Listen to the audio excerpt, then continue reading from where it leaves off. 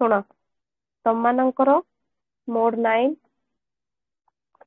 Block 3 ବୋଧେ ମୋड 9 block 3 ନା block 1 ରେ ମୋड 9 ବ୍ଲକ 1 ୟୁନିଟ 3 ବୁଝିଲା। ୟୁନିଟ 3 ର ପୁସ୍ତକ ସଂକଳନର ବିଷୟ ସଜ୍ଜୀକରଣ ସରିଗଲା। ଯିବା ପ୍ରସ୍ତାବନା ପ୍ରସ୍ତୁତି ମୁଖବନ୍ଧ ପ୍ରସ୍ତାବନା ପ୍ରସ୍ତୁତି ଦେଖିବା କଣ ସେ ଲେଖିଛନ୍ତି ଏଠି। କହିଲେ ମୁଖବନ୍ଧ ବା ପ୍ରସ୍ତାବନା ହେଉଛି ସମପର୍ଯ୍ୟାୟବାଚୀ ଅର୍ଥବୋଧକ ଶବ୍ଦ।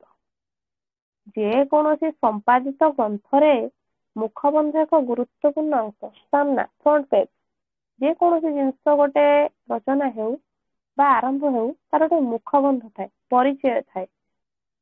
ମୁଖବନ୍ଧ ହେଉଛି ସମ୍ପାଦିତ ଗ୍ରନ୍ଥର ମୁଖଶାଳା ସଦୃଶ। ସମ୍ପାଦିତ ଗ୍ରନ୍ଥରେ ମୁଖବନ୍ଧର ଆବଶ୍ୟକତା କାହିଁକି ରହିଥାଏ, ଏହାର ଉଦ୍ଦେଶ୍ୟ କଣ, ସେ ସମ୍ପର୍କରେ ଏହି ଏକକରେ ପୁଙ୍ଖାନୁପୁଙ୍ଖ ଭାବେ ଆଲୋଚନା କରାଯିବ। ବୁଝେଇଦେଲେ ଆମେ କାହିଁକି ପଢିବା। ପ୍ରସ୍ତାବନା ପ୍ରସ୍ତୁତି ବା ମୁଖବନ୍ଧ କହିଲେ ପ୍ରସ୍ତାବନା, ଯୋଉ ମୁଖବନ୍ଧ ପ୍ରସ୍ତୁତି ସମ୍ପର୍କରେ ଆମେ କାହିଁକି ପଢିବା, କଣ ଆବଶ୍ୟକ ଅଛି ପଢିବାର, ରିଜିନ କଣ ରହିଲା, କାରଣ କଣ, ଉଦ୍ଦେଶ୍ୟ କଣ, ତାର ବୈଶିଷ୍ଟ୍ୟ କଣ, ତାର ଆଲୋଚନା ପର୍ଯ୍ୟାଲୋଚନା କଣ ଅଛି ଯେ ଆମେ ତାକୁ ପଢିବା।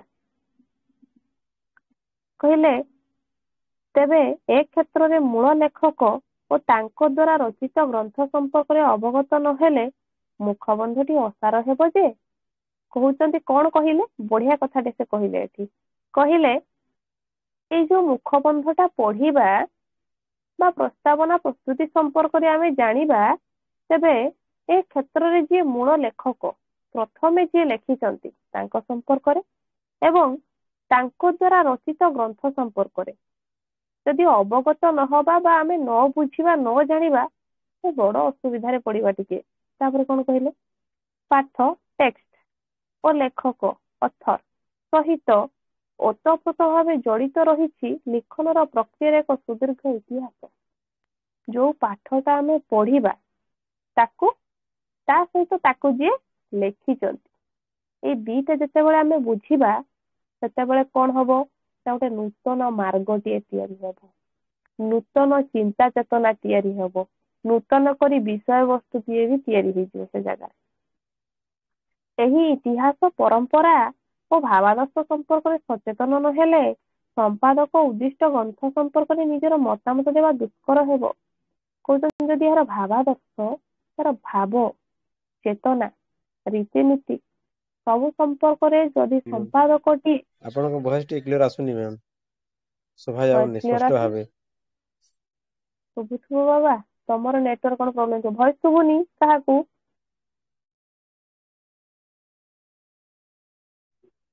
ଶୁଣା ଯାଉଛି ମ୍ୟାଡାମ।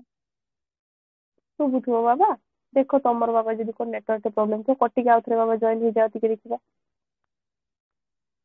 ଫାଷ୍ଟ ମ୍ୟାଡାମ ମୋର ସେମିତି ହେଇଥିଲା, ମୁଁ କଟିକି ଜଏନ କଲା ପରେ ଶୁଣା ଯାଉଛି। ତାହେଲେ କଣ କହୁଛନ୍ତି, ସେ କହୁଛନ୍ତି ଯଦି ଲେଖକଟିଏ ପ୍ରଥମେ ତାଙ୍କର ଲେଖା ଉପରେ ତାଙ୍କର ବିଷୟବସ୍ତୁ ଉପରେ ଯିଏ ସମ୍ପାଦକ ତାଙ୍କ ସମ୍ପର୍କରେ ସମ୍ପାଦନା କରିବେ, ଯଦି ତର୍ଜମା ନ କରିବେ, ତାର ଭାବଧାରାକୁ ନ ବୁଝିବେ, ତାହେଲେ ଅଙ୍କଟା ଟିକେ ଭୁଲ ହେଇଯିବନି।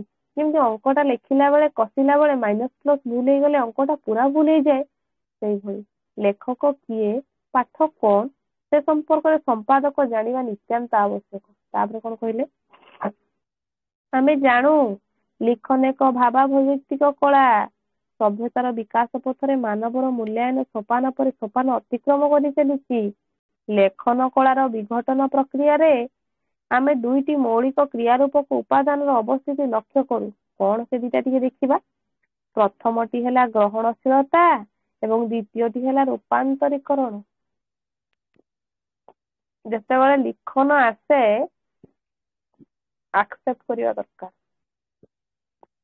ଗ୍ରହଣ କରିବା ଦରକାର, ପାଖରେ ରଖିବାର କ୍ଷମତା ଥିବା ଦରକାର। ଦ୍ବିତୀୟଟି ହେଲା ରୂପାନ୍ତରୀକରଣ, ନୂତନ କରିକି ତିଆରି କରିପାରୁଥିବା ଦରକାର, ବଦଳେଇ ପାରୁଥିବା ଦରକାର।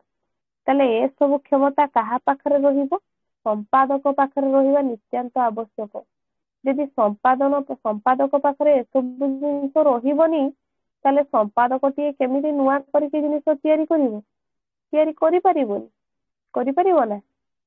କେବେ କରିପାରିବନି, କେବେ ବି କରିପାରିବେନି। ଏଇ ଦୁଇଟି ଉପାଦାନ କ୍ରମାନ୍ୱୟ ଗତିରେ ବିବର୍ତ୍ତନ ପ୍ରକ୍ରିୟାର ଅଂଶୀଭୂତ ହେତୁ ଆଧୁନିକ ମଣିଷର ସ୍ୱରୂପ ସଂଦର୍ଶନ ପରିବର୍ତ୍ତନଶୀଳ ହେବା ସ୍ୱାଭାବିକ। ବୁଝେଇଦେଲେ, ଆଧୁନିକ ଯୁଗକୁ ପଳେଇଗଲେ। କହିଲେ ଦୁଇଟା ନିୟମ ଯେତେବେଳେ ମିଶିଗଲାଣି, ସେତେବେଳେ ପାଖାପାଖି ରହିଲାଣି, ଆଧୁନିକ ମଣିଷ ବି ପରିବର୍ତ୍ତନ ହେଇଗଲାଣି। ସାମାନ୍ୟ ଲେଖା କାହିଁକି ପରିବର୍ତ୍ତନ ହବନି?